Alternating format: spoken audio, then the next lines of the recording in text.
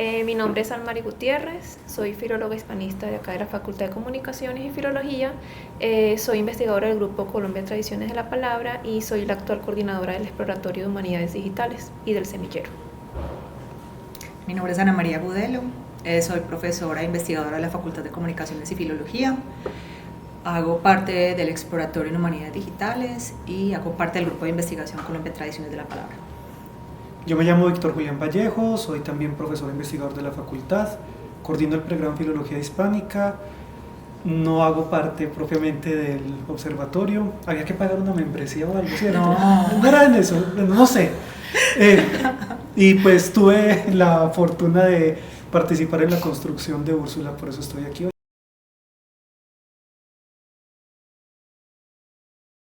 Bueno, inicialmente pues el exploratorio pertenece al 1012 Lab de la Facultad de Comunicaciones y Filología, pero además tenemos alianzas con la Red Colombiana de Humanidades Digitales, en la cual actualmente estoy representando dentro del comité ejecutivo de la red. Entonces estamos reforzando esta alianza también con esta entidad y quizás no una alianza un poco tan formal como en este caso, pero tenemos relaciones también con la Red Latinoamericana de Humanidades Digitales.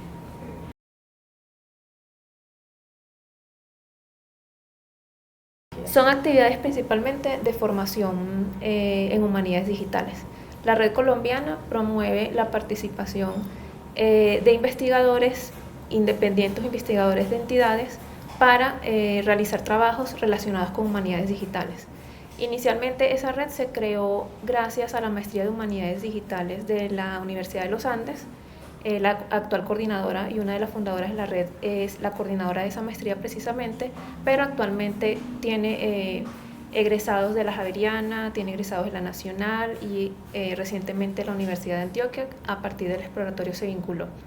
Entre esas alianzas logramos el año pasado llevar a cabo acá la tercera maratón de humanidades digitales, que lidera precisamente la Red Colombiana y que siempre se había hecho solo en Bogotá. Por primera vez logramos hacerla fuera de la ciudad de Bogotá y fue acá en Medellín donde se hizo, y convocó a investigadores de entidades o investigadores independientes que trabajaran cualquier tema relacionado con humanidades digitales sin necesidad de que fueran específicamente investigaciones académicas de universidades, sino que podía vincularse a cualquier tipo, incluso colectivos que estuvieran trabajando con humanidades digitales. Yo creo que es importante hacer una aclaración, y es el vínculo entre el exploratorio y el grupo de investigación Colombia Tradiciones de la Palabra. ¿Por qué? Porque el exploratorio nace o se deriva, o primero existió un semillero en humanidades digitales. Ese semillero nació bajo la sombrilla del grupo de investigación. ¿Por qué? Porque estábamos buscando como otras metodologías para trabajar con archivo, para hacer investigación en literatura, pero ese semillero estuvo o se vio alimentado por otras preguntas, por otras personas, por otros grupos de investigación. Entonces el semillero creció y se convirtió en el exploratorio. Entonces el exploratorio de cierta manera ya se desligó del grupo de investigación, pero el grupo sigue activando muchos procesos propios del exploratorio en las investigaciones. Entonces, por ejemplo, el protocolo de digitalización, del que luego me imagino que hablaremos, es un cruce o nace de la intersección entre el grupo de investigación con un proyecto que estamos desarrollando con una universidad alemana y el exploratorio en humanidades digitales. Entonces, para el caso concreto de ese proyecto es como si se hubieran unido el exploratorio, el grupo de investigación y la universidad alemana a la que hago referencia.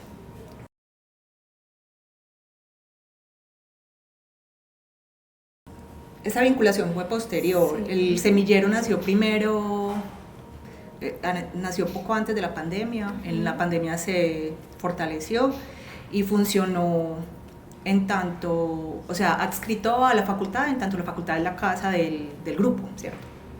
Pero posteriormente, con todos los cambios que ha habido en la política sobre investigación en la facultad y respecto a los laboratorios, el exploratorio terminó siendo acogido también por el 1012 Lab y en este momento hace parte del 1012 Lab. Bueno, como lo dice la profesora Ana María, el semillero fue lo que dio paso precisamente al exploratorio, porque en el semillero es un espacio abierto que no vincula solamente a estudiantes de la facultad y de la universidad. Entonces nos fortalecimos mucho en pandemia con egresados y grupos y personas de fuera de la universidad, incluso de fuera de la ciudad o del país.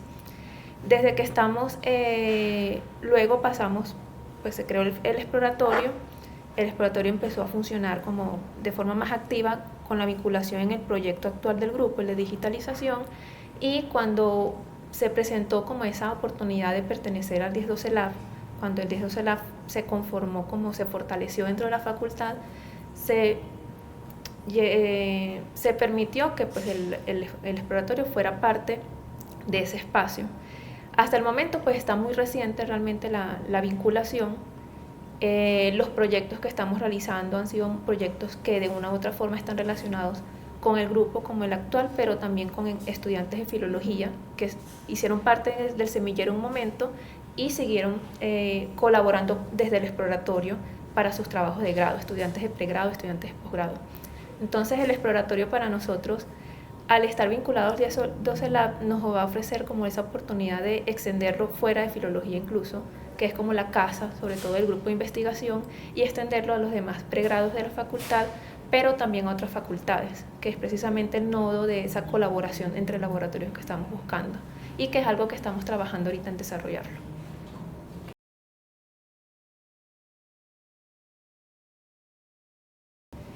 En el exploratorio tenemos primero el semillero, porque hay como un asunto allí de una culebra que se está mordiendo la cola, porque realmente el exploratorio nació del semillero y actualmente el semillero hace parte del exploratorio, entonces en realidad están muy vinculados.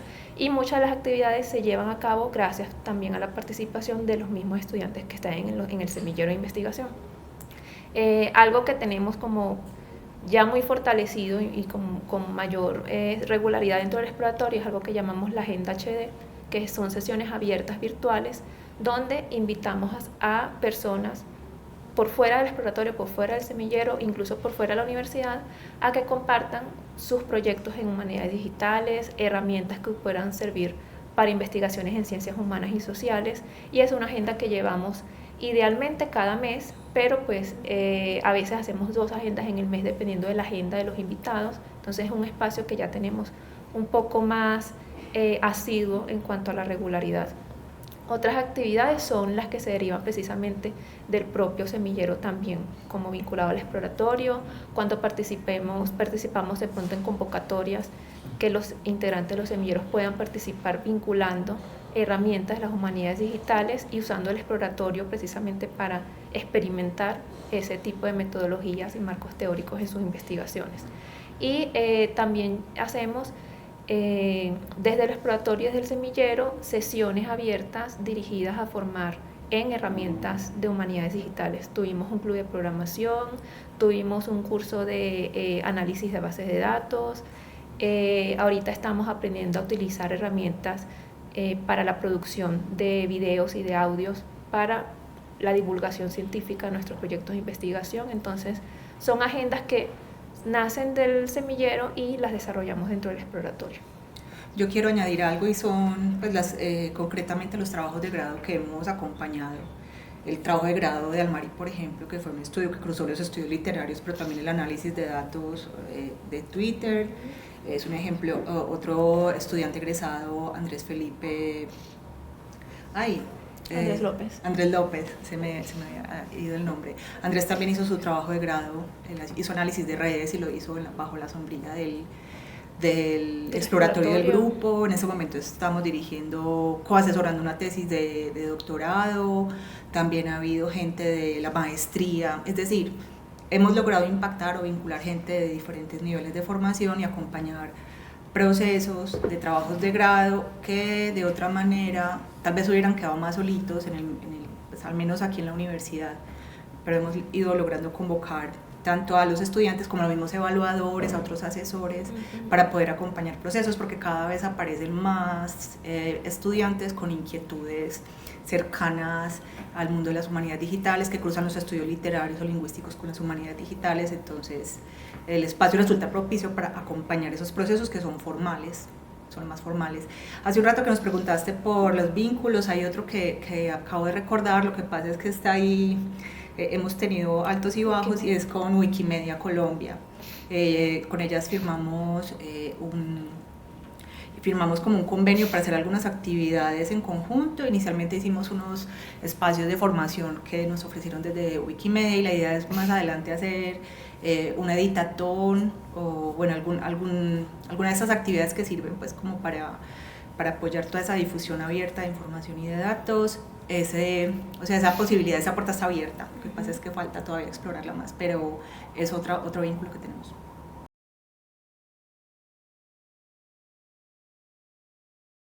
Muchas bases de datos, sí. Producimos muchas bases de datos. De hecho, el grupo hace muchos años trabaja al indexar, porque nosotros trabajamos con fuentes de archivo y nos toca indexar esas fuentes, que casi todo es prensa. Es decir, construimos unas matrices que siempre hemos hecho en Excel, un poco como torpemente, podría decirse, pues porque no conocíamos mucho el manejo de bases de datos, y desde que estamos más en el vínculo con las humanidades digitales hemos visto la importancia de que esos procesos se lleven de una manera más cuidada.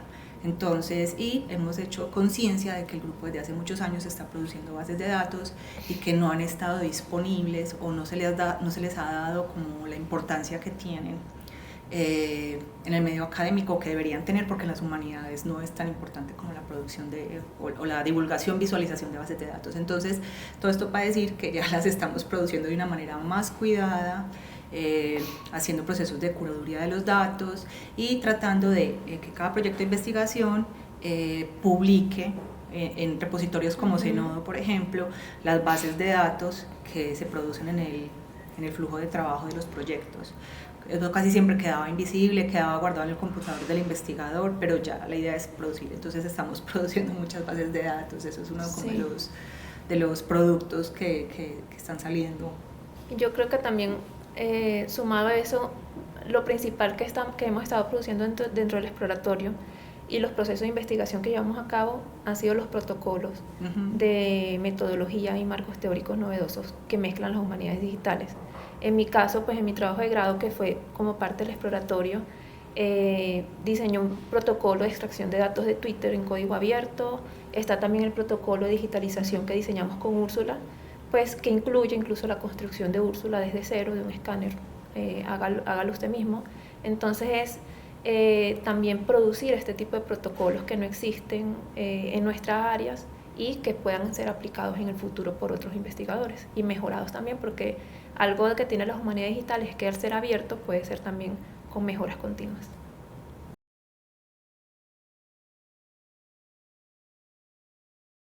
Pero que sean pagados o no pagados.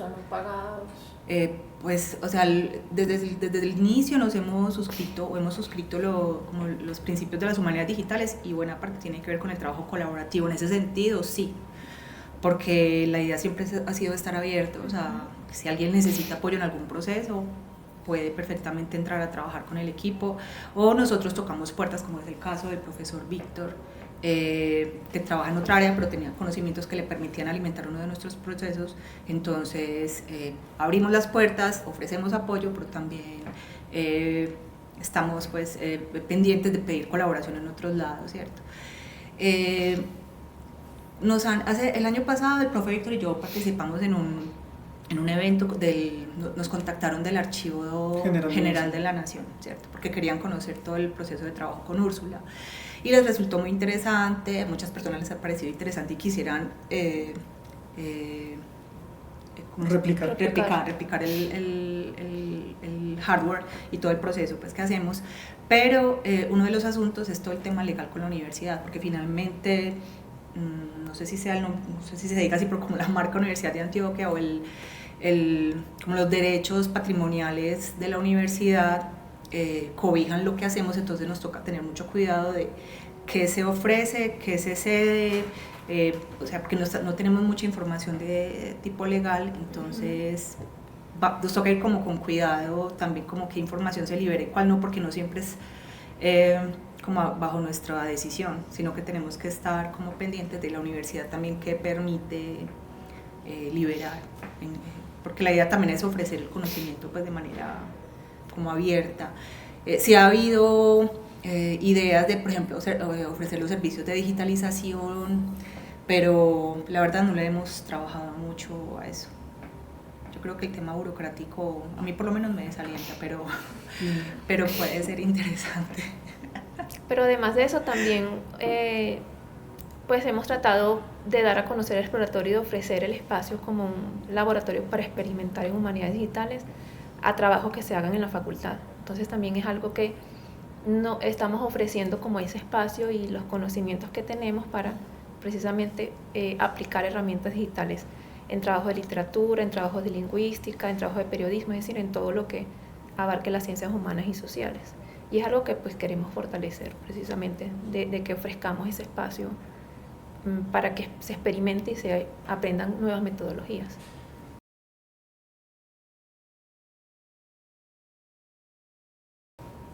Pues yo creo que directamente eso es algo que estamos ahorita intentando crear como esas redes y esos vínculos. Inicialmente, primero dentro del mismo 1012 Lab, que es una estrategia que está buscando la facultad de que los laboratorios entren en comunicación y trabajo conjunto. Entonces es algo que estamos, desde que nos vinculamos, empezando a fortalecer esa comunicación, sobre todo porque hemos identificado que tenemos puntos en común con muchos laboratorios y que podemos unir fuerzas.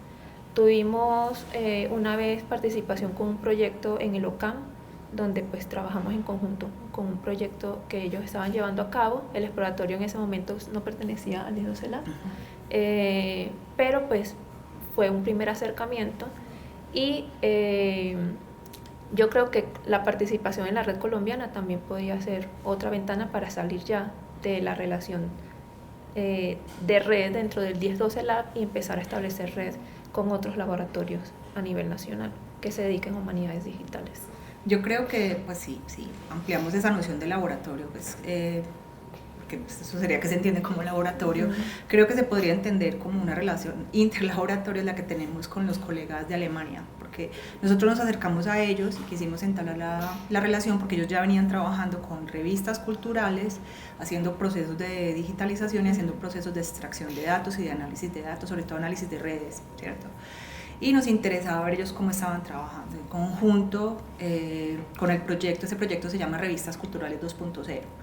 Nos unimos, estamos desarrollando un proyecto que ya va para 3 años de ejecución y creo que ese es un vínculo importante. De hecho, vamos a empezar, hace poco decidimos formular un proyecto conjunto para fortalecer una pseudo red de investigadores en revistas culturales que se está tratando de formar a nivel latinoamericano, y la idea es que lo que hemos hecho acá y lo que hemos hecho con Revistas Culturales 2.0 desemboque en una plataforma como de apoyos didácticos, digámoslo así, para hacer investigación con prensa.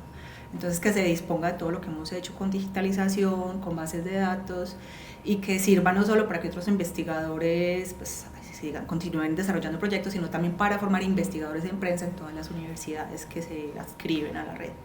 Entonces, esa relación está rodando y yo creo que va a durar bastante, y creo que es una colaboración interlaboratorios.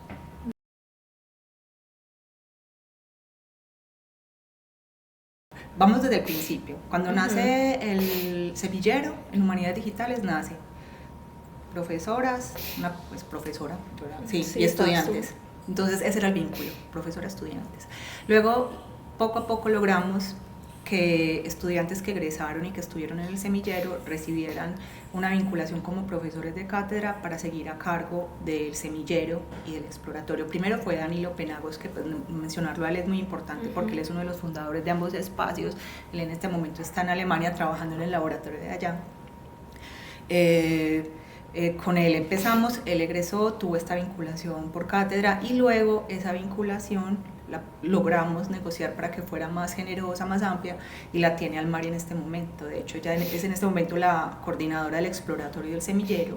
Primero fui yo, luego fue Danilo, ahora es Almari, y cada vez está más fortalecido como ese contrato en términos pues, de remuneración y de vínculo con la universidad, porque es importante pues, que haya ahí como una formalidad. Yo sigo perteneciendo pues, como integrante de los espacios bajo mi rol de profesora e investigadora de la universidad. Sigue habiendo estudiantes vinculados de pregrado y de posgrado, pero que haya contratación directa no hay más, es la de Almari en este momento. Y actualmente tenemos un practicante, el primer practicante oficial dentro del exploratorio, que esperamos que sea el primero de muchos, porque como dije, pues algo que estamos fortaleciendo, entonces el que también se vea como un espacio para que los estudiantes formen su futuro académico, investigativo, y pues esta experiencia pues sería muy importante también para que utilicen el exploratorio. Incluso él lo está trabajando dentro de su propio trabajo de grado, entonces es una vinculación interesante dentro del exploratorio. Bueno, y hay otro asunto, también ha habido gente vinculada, o sea, se recibe como el apoyo financiero de la universidad por la ruta del proyecto de investigación, ¿cierto?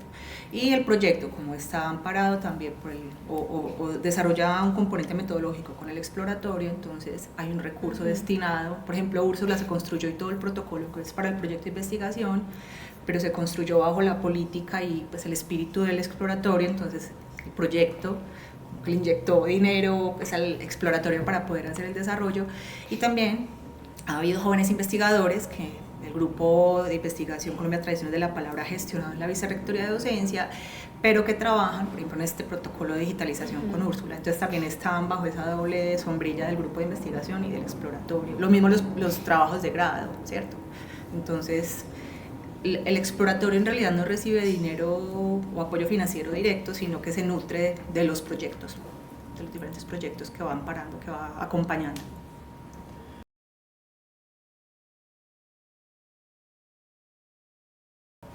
Yo lo asocio mucho a la experimentación y como a un espacio de experimentación, de trabajo colaborativo,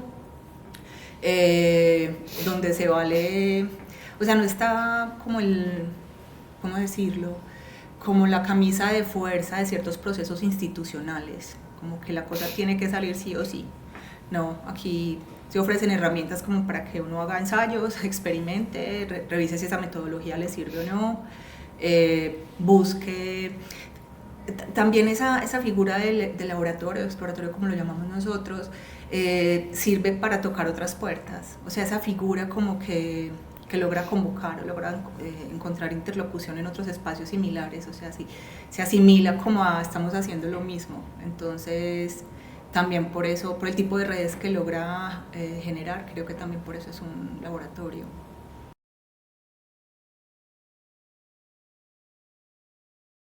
¿Cómo fue que llegué?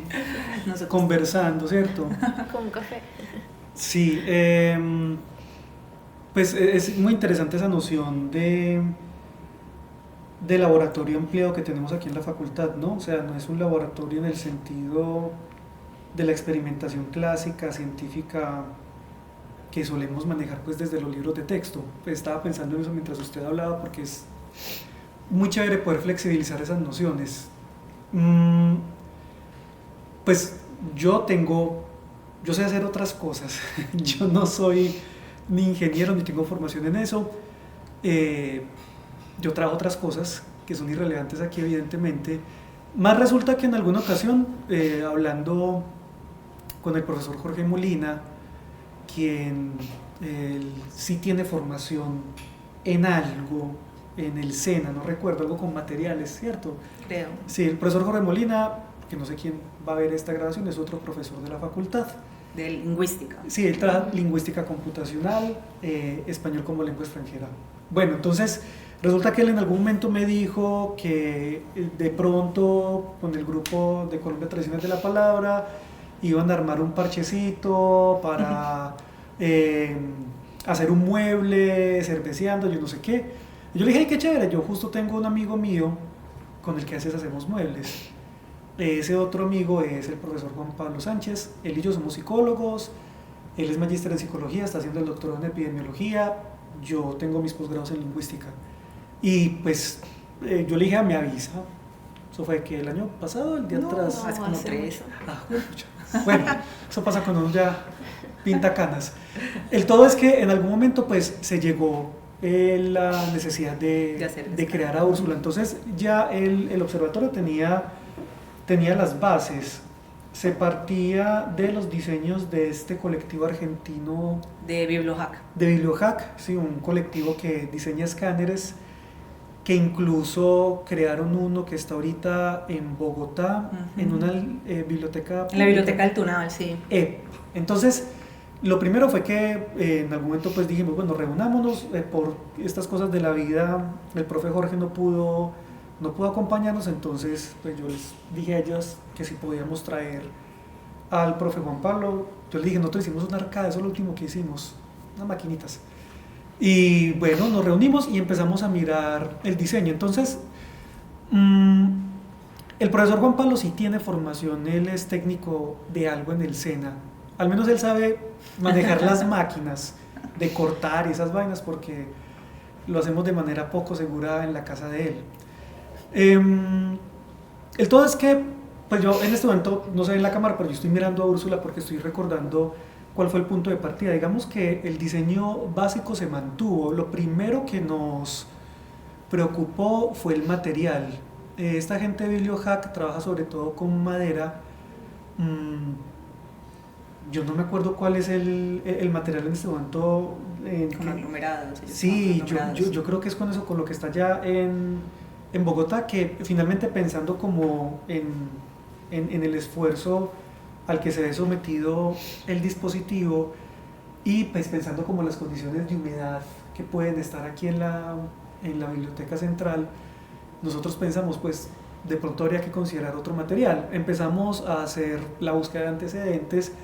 Efectivamente hay otras partes del mundo donde se han hecho, supongo que allá en Alemania también tendrán sus escáneres. Eso sí, ellos sí lo tienen. Sí, ellos sí lo tienen de fábrica, esos que valen chorrocientos mil euros. Y claro, pues lo que hemos encontrado es que hay un sistema que es en el que está basada Úrsula, donde el material es como una especie de Lego industrial. De hecho, todos esos perfiles, las uniones y demás, se utilizan para estudiantes de diseño industrial, de ingeniería de materiales. Nosotros le ganamos esos materiales a estudiantes de AFIT, en una empresa colombiana que se llama Didácticas Electrónicas, y otras cositas pues las trajimos de Amazon. Entonces empezamos como a mirar opciones, empezamos a tratar de concebir cómo podíamos replicar la forma y la función del diseño original, que de hecho ya ustedes tenían en ese entonces una cotización con un carpintero. Danilo fue el que lideró ese proceso. Sí. Pero pues igual estábamos preocupados por el asunto del material y del esfuerzo pues del mueble. El todo es que pues ahí nosotros contamos, y eso fue un acto de bondad absoluta de ustedes porque confiaron en nosotros. No, y de ustedes porque nos regalaron el tiempo y la experticia de sí, esos juegos. Pero pues nosotros pudimos haber sido unos patos que decíamos que podemos hacer las cosas sin saber hacerlas. Y fue muy interesante porque nosotros les solicitamos un par de reuniones, les hicimos preguntas, hicimos un par de planos tentativos, obtuvimos retroalimentación. Ahí todavía está pues el profe Danilo muy encima, también estaba la profe Almari. Y pues ya quedó como el plano en AutoCAD, por supuesto, montado. Y ya les dijimos, bueno, nosotros vamos a hacer eso allá en Río Negro, tenemos que conseguir unas cosas, otras, nosotros les vamos avisando. Entonces, yo siempre cuando estábamos en esas, porque entonces, además pues de conseguir cosas en internet, tocó ir a la cascada, tocó buscar mucho la sierra para la acolilladora, pues como la máquina con la que se cortan esos perfiles de aluminio. Y esa fue una parte de experimentación manual que nos tocó ya a nosotros. Fueron un par de trasnochos difíciles, pero pues digamos que la rigurosidad en el proceso de diseño y en el proceso sobre todo de cortado de la estructura nos permitió que saliera bien y sobre todo que saliera resistente. Ya después empezaron a sumar cosas, por ejemplo, es muy bonito porque encima tiene una tela, que eso lo cosió la mamá de Juan Pablo, pues porque lo necesitábamos como para que hiciera sombrita para la iluminación.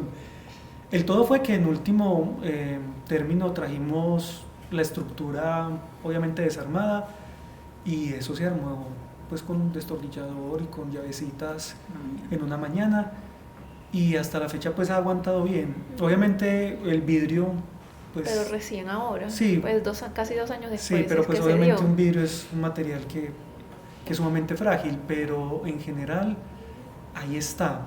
Nosotros creemos que si tuviésemos tiempo y las máquinas, es algo que podríamos seguir haciendo. De hecho, pues aquí en la biblioteca en algún momento conversamos el año pasado, pero burocracia, no de la biblioteca, de la universidad.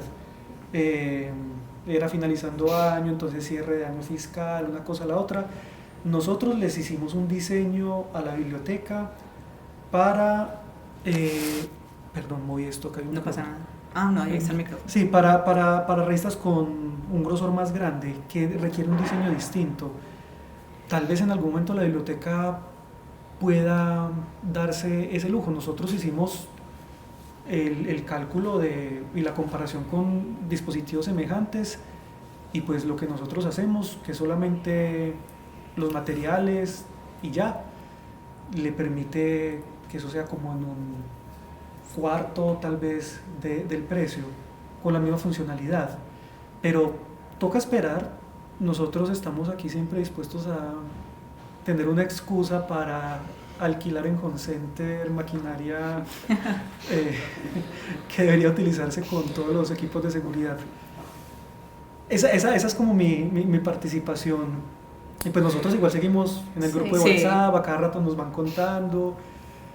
Y pues aunque quisiéramos estar más tiempo ahí, pues finalmente es el observatorio, es Colombia Tradiciones de la Palabra quien le ha sacado el jugo al dispositivo y quien lo ha perfilado como algo relevante, que de hecho eso fue muy bonito cuando nos conectamos pues desde la oficina, era como una especie de congreso. Sí, cuando nos llamaron del Archivo General que fue una sorpresa. Entonces nosotros contamos esta misma historia y al finalizar y en los comentarios había muchísima gente diciendo interesantísimo, qué importante, por aquí en esta parte nos haría falta, por aquí, y pues nosotros damos los datos siempre de contacto, pero uno entiende que a veces la gente está haciendo otras cosas y sobre todo no hay plata. Lo que nosotros esperaríamos en algún momento, si se puede consolidar en algún espacio, en alguna convocatoria con algunos recursos, es traer nuevas versiones de Úrsula, porque finalmente la forma que tiene el dispositivo está pensada para un tipo de material, pero pues hay mucho material con distintas formas que requiere el mismo amor y que requiere otro aparato. Sí, la digitalización. Entonces fue un proceso interesante. Yo sobre todo resalto la confianza de ustedes. Pues yo creo que usted igual sabía dónde trabajaba yo, pero finalmente es muy valioso, y eso también es algo para resaltar de un espacio como esto, pues es exploración, es buscar alternativas, y no lo crea usted, pero ahí hay un par de innovaciones que hasta donde buscamos no se encuentran en algo aparentemente tan sencillo como un soporte que suba donde un vidrio para que una cámara tome fotos. Esa es más o menos la historia, no sé si de pronto se me escapa algo. Sí, esa parte que narró el profe es la parte del hardware. De manera paralela, Danilo, el mismo Danilo, que es el colega que les cuento que lideraba este equipo, también estaba haciendo toda la búsqueda y la experimentación con software libre, porque es que el aparato tiene que ir acompañado de un software que haga el proceso de captura de las fotos, que no haya que descargar la cámara, luego las fotos, los archivos en un computador, sino que automáticamente pasen. Luego se haga un proceso de edición de las imágenes bajo unos estándares que exigen las bibliotecas del mundo, en fin. Entonces Danilo a la par iba haciendo esa investigación de qué software utilizar, porque una premisa era que debía ser software libre, no queríamos comprar software. Entonces ese fue otro proceso de ensayo-error, y ya hasta que se logró llegar a este aparato y a unos programas de captura de imagen y de edición y que permiten hacer todo el protocolo completo.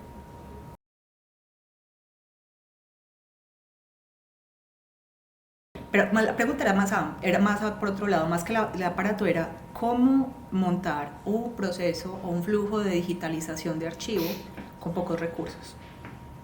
Esa era la pregunta. Muy pocos. Entonces, para poder desarrollar un proyecto de investigación, ¿cierto?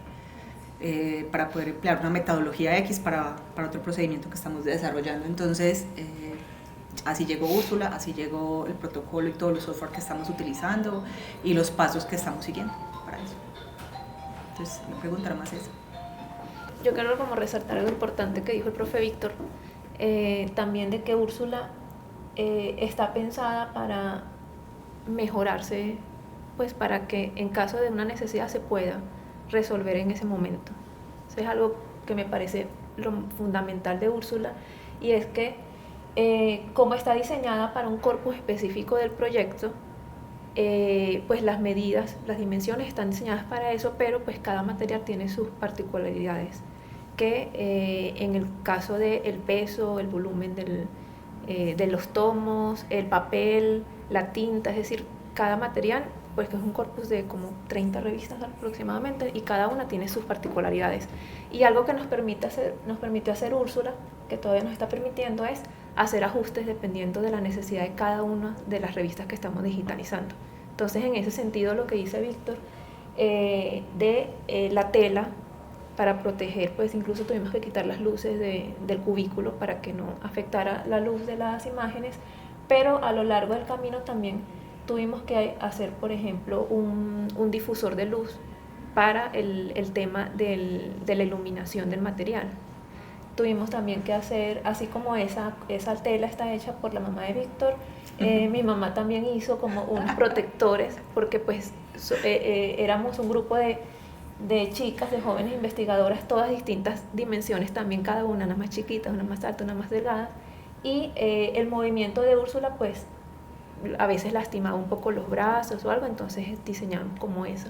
Las luces las hemos estado mejorando, hemos probado filtros, y eso lo hizo uno de los compañeros que era del semillero, que hizo su trabajo de grado en el exploratorio. También no era parte del oficial exploratorio, nadie le pagaba, él simplemente pues sabía de iluminación, así como ellos sabían de cortar cosas y hacer cosas, él sabía de luces y vino acá a ayudarnos. Y pues en cada momento hemos estado mejorando, y no solo el hardware, sino el software. Lo que dice la profesora Ana María, que si bien Danilo desde el inicio estuvo siempre buscando esas opciones de software libre, porque no podíamos pagar, ni queríamos pagar un software privado, se hicieron muchas pruebas hasta que se llegó al software que era el ideal para la captura de las imágenes, que hasta ahora es el mismo que estamos utilizando, que funciona perfectamente, pero en el punto de la edición, a mitad de camino tuvimos que cambiar de software, porque empezamos a detectar que la materialidad, el software que teníamos era muy limitado en cuanto a la edición de otro tipo de material. Cuando pasábamos a otra revista con otro tipo de papel y otra tinta, ese software ya no nos permitía editarlas de forma correcta. Entonces nos tocó a mitad de camino cambiar a otro software ajustado precisamente a las particularidades. Y es algo que estamos haciendo siempre continuamente en el protocolo, y hace parte de la esencia del exploratorio. Estamos explorando las mejoras y lo que se vaya adaptando en el camino.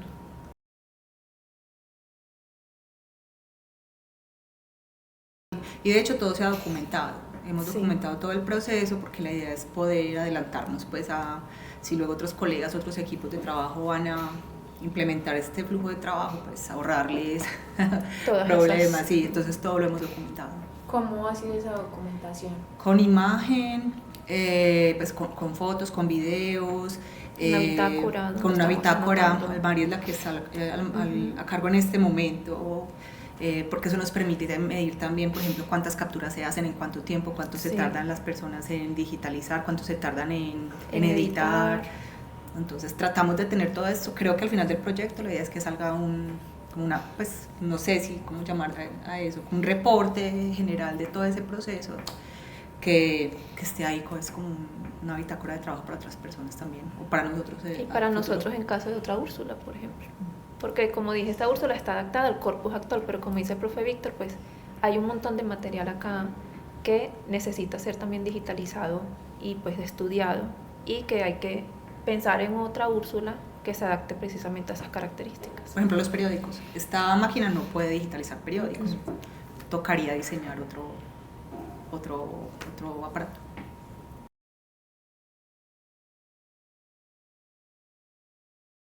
La mayoría de esos procesos han estado ligados a trabajos de grado, de pregrado y de posgrado. Algunos pues sí se llevaron a cabo pues con la finalización del trabajo de grado, y otros pues todavía están en curso. En mi caso, yo creo que el mío fue el primer trabajo de grado que se hizo como parte del exploratorio, y pues ya quedó obsoleto. Eso es algo también que ocurre mucho con las herramientas digitales, que las cosas van cambiando. Mi trabajo de grado fue sobre un análisis de Twitter como un medio de sociabilidad literaria moderno. Entonces, con Danilo, que fue mi asesor, junto con Ana María, diseñamos un protocolo de extracción de datos de Twitter, o sea, un código en Python para extraer tweets bajo unas ciertas características. Pues digo que está obsoleto porque Twitter ya no es Twitter, ahora es X, y el código ya no funciona, entonces toca adaptar el código, pero pues ese protocolo quedó allí y está en código abierto, incluso está en Zenodo, que es algo que también tratamos de hacer mucho en las humanidades digitales, que todo sea de acceso libre. Entonces este código después se puede mejorar y la base de datos también están allí. Está el trabajo de Andrés López, por ejemplo, que trabajó redes sociales, análisis de redes sociales. Es algo que estamos fortaleciendo también, porque es una línea que interesa no solo a la literatura, sino a muchas disciplinas de las ciencias humanas y sociales. En el semillero tenemos estudiantes de historia, de periodismo, de sociología, que se interesan, pues esa herramienta de análisis digital, esa metodología de análisis de redes sociales, a todos les funciona. Entonces, algo que incluso este miércoles vamos a tener una sesión de la agenda dirigida precisamente a conocer cómo funciona el análisis de redes sociales para aplicarlo. Y es algo que siempre estamos como tratando de aprender dentro del semillero y del exploratorio, como aplicar a nuestros proyectos análisis de redes sociales con programas, muchos pues todos de acceso libre. Está también el proyecto de Juan Esteban, por ejemplo, que diseñó un MOOC, una plataforma de educación de edición crítica digital, fue financiado y lo desarrolló dentro del exploratorio. Entonces está también esa experiencia de cómo diseñar una plataforma de educación asincrónica, en este caso para ediciones críticas digitales, pero que se puede adaptar a cualquier tipo de cursos relacionados con las ediciones, precisamente, que es otra línea que en el grupo también está muy fortalecida. Y pues más recientemente los estudiantes se han interesado, tenemos 2 estudiantes que están trabajando mucho el aspecto de la lectura digital, de la narrativa digital, no en la producción, sino en la recepción, entonces en la lectura, en lo que es el lector en el entorno digital. Y es una línea que también estamos como revisando, como tanteando un poco dentro del exploratorio, que queremos, de la mano de estos 2 jóvenes investigadores, fortalecerla a largo plazo. Hay otra línea de trabajo y experimentación que estamos desarrollando y está ligada a Úrsula también. Es decir, Úrsula y todo su protocolo de digitalización es el primer paso para resolver pues, un problema de investigación que planteamos y que es el que estamos desarrollando con este equipo de trabajo Revistas Culturales 2.0. Y lo que estamos haciendo un trabajo desde la perspectiva de las transferencias culturales, que es una metodología de sociología, de la sociología, y lo que queremos es, a partir de la digitalización e indexación de un corpus de revistas, en este momento tenemos más de 25 revistas, ¿cierto? Digitalizamos todos los números, las indexamos todas, y la idea es hacer captura de información para hacer análisis de cómo circuló la literatura extranjera en revistas colombianas entre siglos, finales del 19, principios del 20. Entonces, eso requiere también, porque la idea es hacer lectura distante, se llama este trabajo con grandes corpus de información. Entonces estamos también revisando y experimentando, sobre todo eso lo está desarrollando ahora Danilo, que está en Alemania, Danilo y Nancy Vargas, que es otra colega que también está haciendo su doctorado bajo este proyecto, y están trabajando precisamente en esa parte, o desarrollando o experimentando en ese frente de trabajo para el proyecto de investigación de transferencias culturales.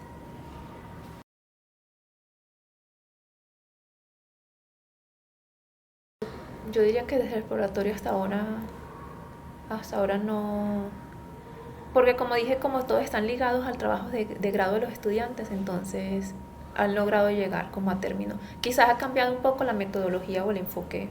En el caso del último trabajo de grado, que fue sobre ciberliteratura y lector digital, pues se cambió un poco como el corpus, pero en realidad la esencia de la metodología se mantuvo. Yo creo que como se hace una exploración tan amplia desde el inicio, no hemos tenido algo como tan directo como un error, como que nos encontremos con una pared y nos toque regresarnos definitivamente. Y como han sido desarrollados con los chicos dentro del trabajo de grado, pues llega a buen término. Además, sumado a que el exploratorio está reciente todavía, entonces quizás dentro de un tiempo ya empecemos a ver ese tipo de obstáculos, pero desde mi perspectiva hasta este momento no hemos sabido cómo resolver lo mismo que nos pasó con Úrsula, por ejemplo, o sea, sortear. Pero sí hay algo y que tiene que ver también con los límites y los retos, llamémoslo, que plantea trabajar en una institución pública latinoamericana. ¿A qué me refiero? Uno de los problemas que tenemos en este momento es encontrar un gestor de contenido que le permita a la biblioteca de la universidad, la biblioteca hace parte del proyecto de investigación, le permita poner en línea el archivo que los materiales que estamos digitalizando, porque la idea es que eso quede no solo para preservación digital, sino también para divulgación del mismo archivo, y que haya un gestor de contenido administrado por la biblioteca, donde todo el material que se vaya digitalizando quede expuesto para libre consulta, pues, obviamente sin ir en contra de los derechos de autor. Entonces, hay una parte con la que hemos tenido muchos problemas y es por un lado es como hacer el empalme con el equipo de ingenieros de la biblioteca, porque es un personal que cambia mucho, son muy pocas personas, no tienen mucho tiempo a veces para resolver preguntas puntuales del proceso, entonces nos frenamos, o las decisiones que tomemos de software ellos las tienen que aprobar porque ellos son finalmente quienes tienen que hacer toda la instalación y hacer todo el protocolo, porque finalmente la biblioteca es la que se va a encargar de darle mantenimiento a esos procesos y va a ser la responsable de mantener ese sitio funcionando. Entonces ellos son los que tienen que darle el visto bueno a qué software se va a utilizar, que debe ser un software gratuito también, pero que tiene que conversar con todos los otros sistemas que tiene la biblioteca.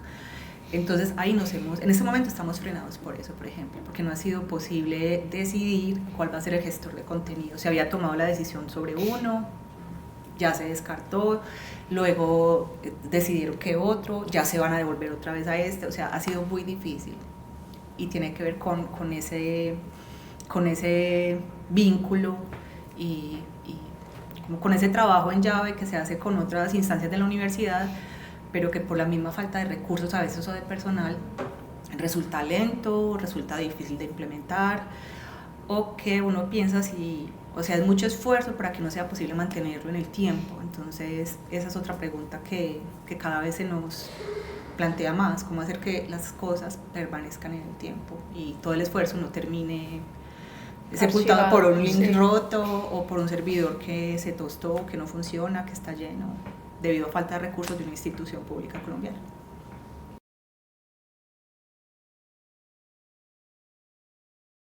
O sea, es uno de los componentes primordiales de los procesos, porque la idea es que eso luego se pueda compartir, o que uno se pueda devolver y ver en qué se falló, dónde se tomó una mala decisión.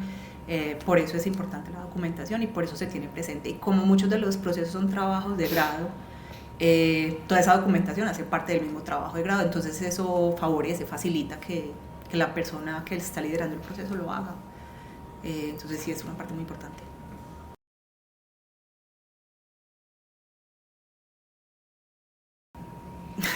Está difícil. O sea, es que de esos términos que se usan mucho, que están un poco manoseados, pero que al final nadie lo concreta. La verdad nunca lo hemos abordado directamente ni nos hemos preguntado por él en el marco del exploratorio. Para mí termina siendo como un término más de la agenda política y investigativa del momento. Es como un término de moda.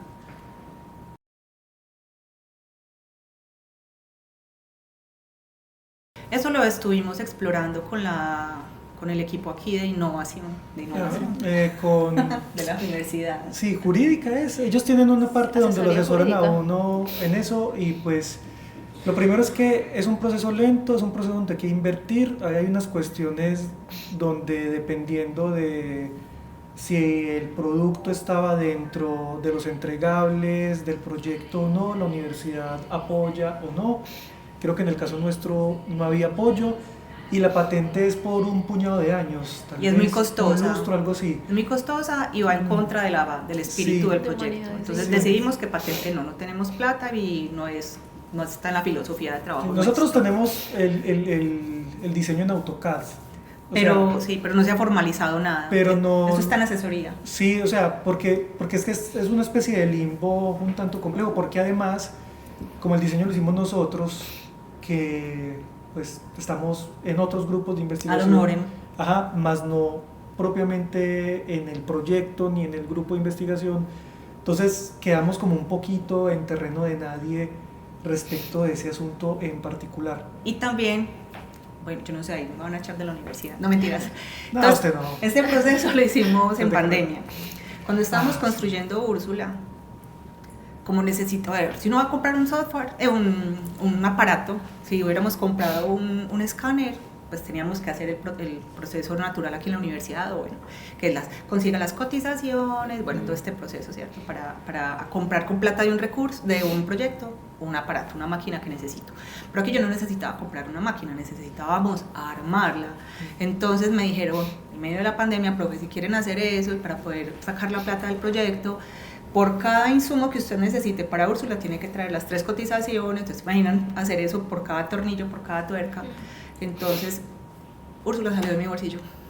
Yo no me quería, por salud mental, pues yo no me iba a someter a todos esos procesos.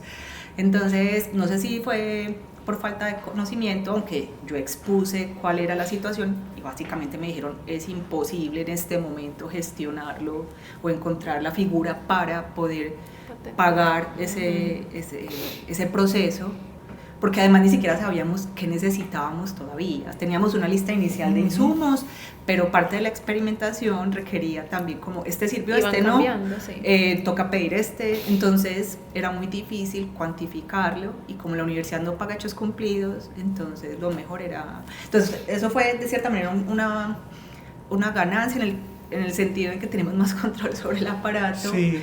Porque yo lo pagué con recursos propios, que no salió de dinero de la investigación, y los profes Víctor y Juan Pablo pusieron su tiempo ad honorem, tampoco se les pagó con dinero de la universidad, entonces en rigor ese diseño es de ellos, de hecho ellos todavía tienen los planos porque no hemos solucionado esa parte de autoría para que quede debidamente establecida. Que de hecho a Úrsula la armamos en un tiempo récord, eso fue cosa de ¿qué? 2 meses, una cosa rapidísima, pues, o sea, la creación de un aparato, el montaje, todo. Eso fue agosto, septiembre. Sí, pueden ser 6, 8 meses en condiciones convencionales, pero teníamos... Creo que era porque el profesor tenía que irse a Canadá. Juan Pablo, sí, iba para una estancia. Él se iba para su pasantía doctoral en Canadá, entonces nos tocó sacar eso ya. Y dentro de todas estas circunstancias, pues también está el asunto de, no, pues que nos vamos a poner... O sea, hay algunos tornillos que tocó coger con una lima eléctrica y bajarlos, porque no se conseguía el que necesitábamos pronto y mientras lo traíamos de Estados Unidos ya no nos daba el tiempo. Entonces Úrsula está en el limbo. Úrsula en esos términos está en un limbo. Yo creo que toca montar un proyecto de investigación para solucionar más finalmente nosotros lo que pues no nos preocupa tanto eso, porque podemos hacer otras Úrsulas para otro material más. Sí nos preocupa en el sentido en que ya hay colegas que quieren replicar el aparato. Esa es una cuestión. Entonces tenemos que salvar el asunto de los derechos patrimoniales, cómo figura la universidad, cómo figuran los profes. Sí, es que no sabemos quién tiene qué. O sea, porque mira todo lo que pasa por el mero hecho del recurso, de la inscripción en el proyecto. Eso es un enredo. Uy, sí, verdad. No, y le contamos al abogado de esa unidad de innovación que nos asesoró y era como, ¿y ustedes no hicieron tal cosa? Y se rascaba la cabeza. Y nos decía, no, nosotros solucionamos en el momento. Estamos solucionando un problema. Si yo me hubiera puesto a esperar la burocracia, no hubiéramos digitalizado las miles de páginas que ya tenemos listas.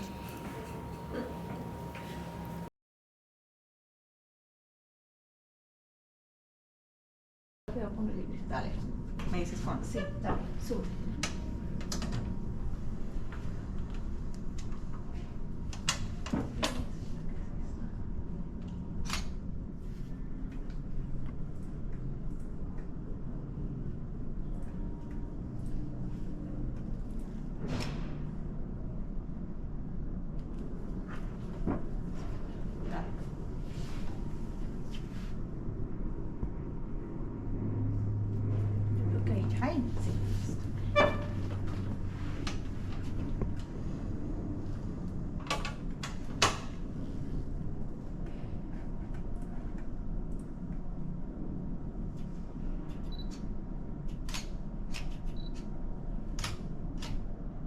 Listo.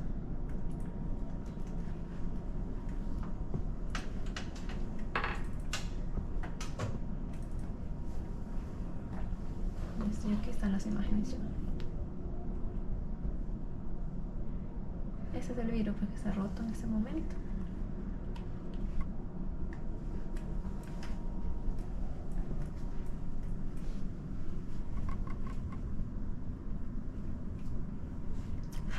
Listo, no sé si quieres probar más.